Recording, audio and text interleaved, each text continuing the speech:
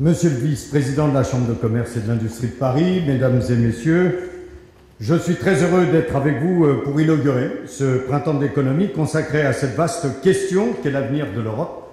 Je suis heureux de retrouver quelques-uns de mes partenaires de jeu qui essayent de me rendre plus intelligent et je suis très heureux de vous retrouver tous sur une question aussi importante que celle-là. Comme vous, je suis un amoureux de l'Europe. Parce que nous savons ce qu'a pu représenter le projet européen au lendemain de la guerre pour installer un continent de paix et de prospérité. Nous savons combien l'Europe a été porteuse de grands projets et de nouvelles libertés. En 2008, l'Europe a connu la crise financière la plus dure qu'elle ait connue depuis la Grande Dépression de 1929. Le chômage, la pauvreté, le déclassement, la souffrance sociale sont une réalité aujourd'hui partagée au sud de l'Europe. Nous avons assisté en quelques années à une régression sociale sans équivalent depuis 60 ans.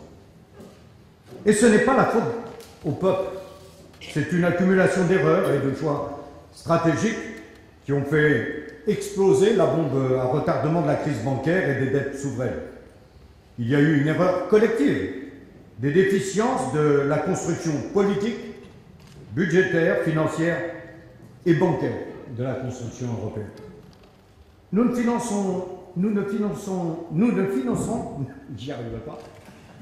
finissons pas d'en payer les pots cassés et nous avons aujourd'hui, à quelques semaines d'élections européennes qui s'annoncent particulièrement difficiles, à réorienter notre Europe. C'est un amoureux de l'Europe qui exprime cette conviction, mais un amoureux qui se veut exigeant. Cette exigence m'inspire aujourd'hui 3 messages.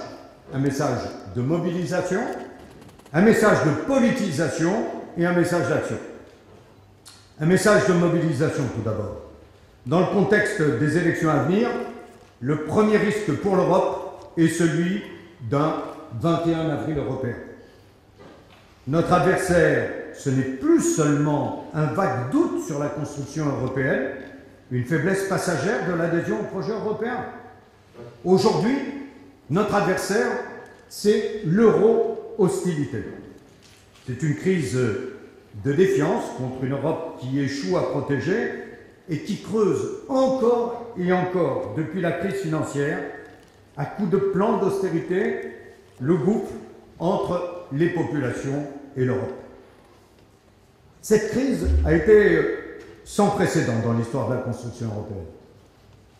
Le chômage s'est inscrit à 12%. Le chômage des jeunes atteint quant à lui 25%, plus d'un jeune sur 2. Et sans emploi en Grèce ou en Espagne, pas moins de 121 millions de personnes en Europe ont vécu sous le seuil de pauvreté en 2012. L'urgence européenne à laquelle nous nous devons de répondre, c'est la souffrance des peuples qui perçoivent l'impuissance de l'Europe à les protéger. L'Europe est vécue comme une abstraction, loin des préoccupations concrètes des Européens. Les responsables politiques nationaux y ont leur part, car ils ont pris l'habitude de faire porter la responsabilité à Bruxelles de beaucoup de choix impopulaires. Mais il n'y a pas que cela. L'Europe n'a pas pris l'orientation des peuples. Elle n'est pas ressentie comme à leur service. Elle s'est enfermée dans une vision comptable de choix de politique publique parce qu'elle s'est construite de manière déséquilibrée en bâtissant un appareil technocratique puissant, mais sans les contrepoids démocratiques nécessaires. Ce déséquilibre a créé une forme politique monstrueuse, le populisme anti-européen, qui fédère à travers toute l'Europe une constellation de dissidences aux intérêts pas toujours convergents. Les eurosceptiques, les nationalistes, les partis du repli, sur des bases quelquefois culturelles ou ethniques. C'est un chantier considérable. Et je me borderai à dire ici qu'il y a sur ce plan un effort de la classe politique dans son ensemble pour redonner confiance à nos mandants et redonner confiance dans l'action publique. Mais il faut aussi lutter sur le plan des idées et opposer des idées claires aux orientations dangereuses des populistes de tout poil, telles que la réintroduction des frontières monétaires, physiques, marchandes, territoriales, identitaires et historiques. La commémoration du centenaire de la Grande Guerre doit justement éveiller nos consciences quant au danger du discours populiste, nationaliste et parfois, il faut le reconnaître, xénophobe. J'en viens à présent au message de politisation. L'urgence européenne impose de politiser l'Europe et de remettre en question ce que j'appelle le consensus de Bruxelles. Il nous faut profiter de cette campagne pour déverrouiller l'Europe. Cela signifie, je l'ai dit, sortir du débat pour ou contre l'Europe, que tentent de nous imposer les partis d'extrême droite pour explorer toutes les offres politiques alternatives. Déverrouiller l'Europe, cela signifie aussi briser certains tabous de la construction récente de l'Union européenne, ces tabous que j'ai appelés le consensus de Bruxelles, car ils sont aussi puissants que le fut dans les années 80 le consensus de Washington, au nom duquel les pays d'Amérique latine et d'Asie se sont vus administrer des cures d'austérité et de dérégulation qui les ont fait reculer de 10 ans dans leur trajectoire économique. Ces tabous ont la peau dure, parce qu'on ne peut tomber amoureux d'un chiffre, 3%, de l'Europe de l'austérité ou des règles budgétaires. J'avais plaidé dès septembre 2012 pour l'étalement des efforts budgétaires dans le temps. L'assouplissement des contraintes budgétaires était impératif pour éviter que le remède tue une Europe guérie et qu'il laisse les plus vulnérables sans filets sociaux. Le 3% ne fait pas une politique. Je me réjouis de voir qu'aujourd'hui, l'ensemble des institutions, OCDE, FMI et même la Commission européenne font preuve de plus de pragmatisme en reconnaissant l'opportunité d'une politique volontariste de croissance et de solidarité. Je pense en effet, avec le risque de déflation actuel et le niveau de croissance faible, qu'il nous faut à la fois être vigilants dans la mise en œuvre des plans d'économie de dépenses et exigeants pour la poursuite des réformes structurelles.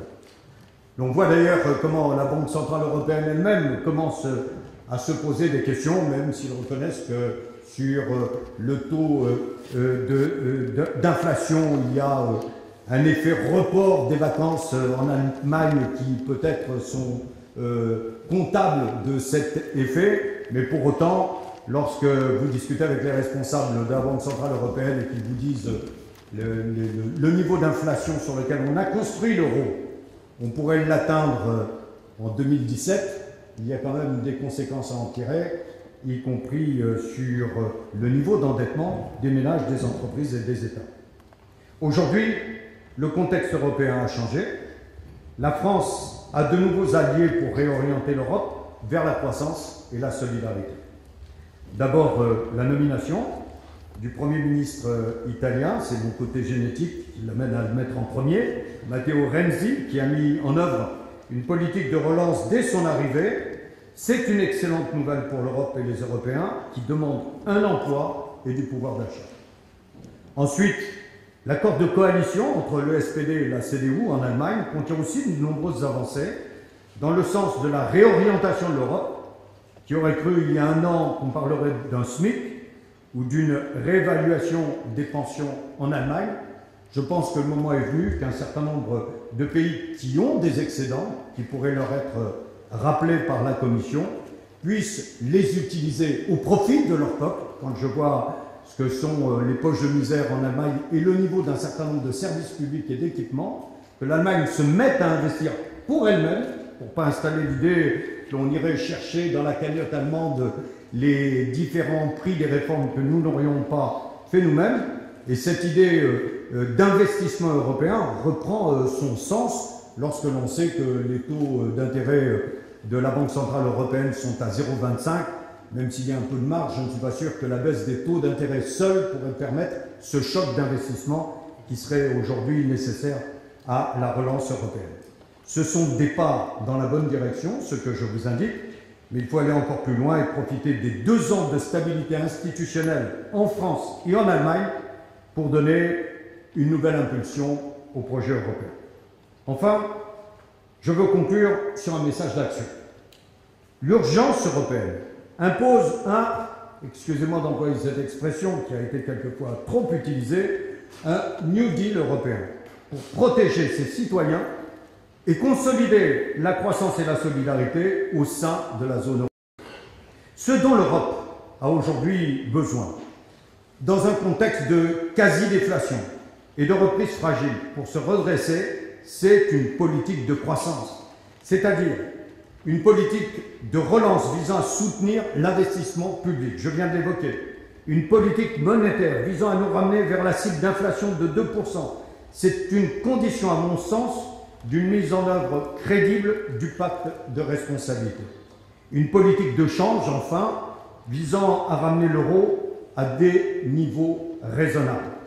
Ce dont l'Europe a aujourd'hui besoin pour mettre en œuvre le New Deal européen, c'est d'un pilote à bord du gouvernement économique de la zone euro pour traiter des questions aussi essentielles que la régulation financière, l'harmonisation sociale et fiscale, les grands projets d'infrastructure, la lutte contre l'évasion et l'optimisation fiscale qui coûtent 1 000 milliards d'euros à l'Europe. Des avancées substantielles sur ces sujets ne verront le jour qu'à la condition d'associer de manière étroite les parlements nationaux.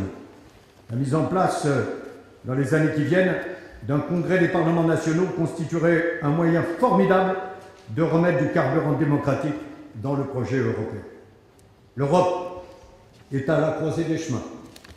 Europe zone de libre-échange ou Europe politique, Europe diluée ou Europe restructurée autour de quelques cercles différenciés, Europe victime ou gagnante dans la mondialisation, Europe libérale ou Europe qui protège les plus vulnérables.